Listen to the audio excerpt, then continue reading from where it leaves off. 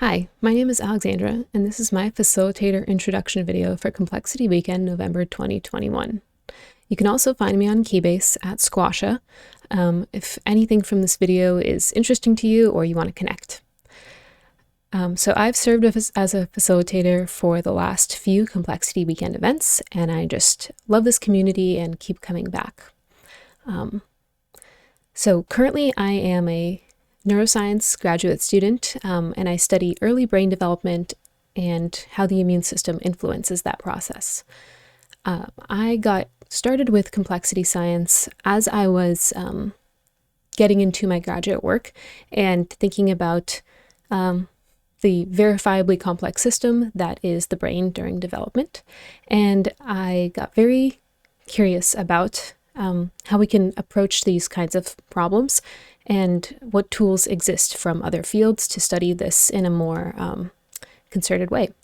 I attended the Santa Fe Institute Summer School in 2018 and just had a really great time meeting other people and working in teams with people from really diverse disciplines and backgrounds.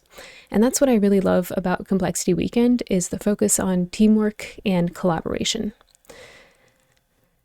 So during Complexity Weekend, I will be leading some drawing workshops because that is one of my other passions next to neuroscience, is art and collaborative drawing.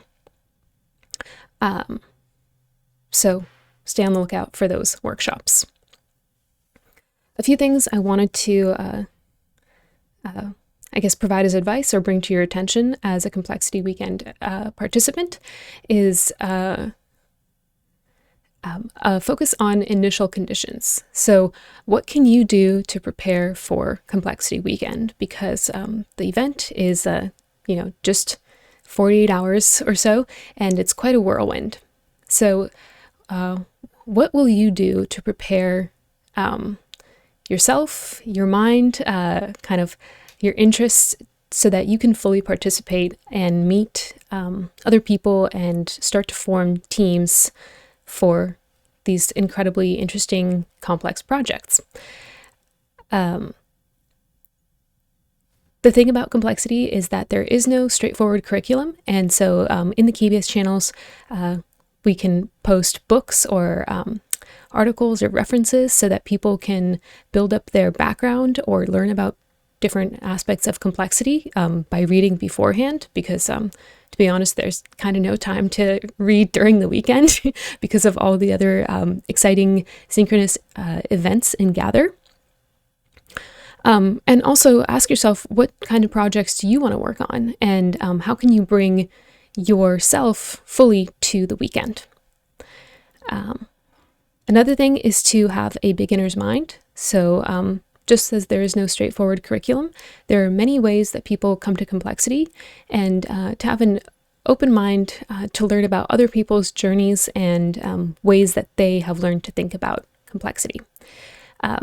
I know that I always learn something new from the participants, and it just keeps expanding and going broader and deeper. And then lastly, bring your whole self. So whether that means bringing in a project that is day job related or not, those are all incredibly interesting and varied between the participants, and there's always some help or community to be formed around these possibly common projects or problems that we are working on. So in an effort to bring more of myself as a facilitator and also as a participant in these teams, I'm proposing to work on a project examining the use of visuals in team communication and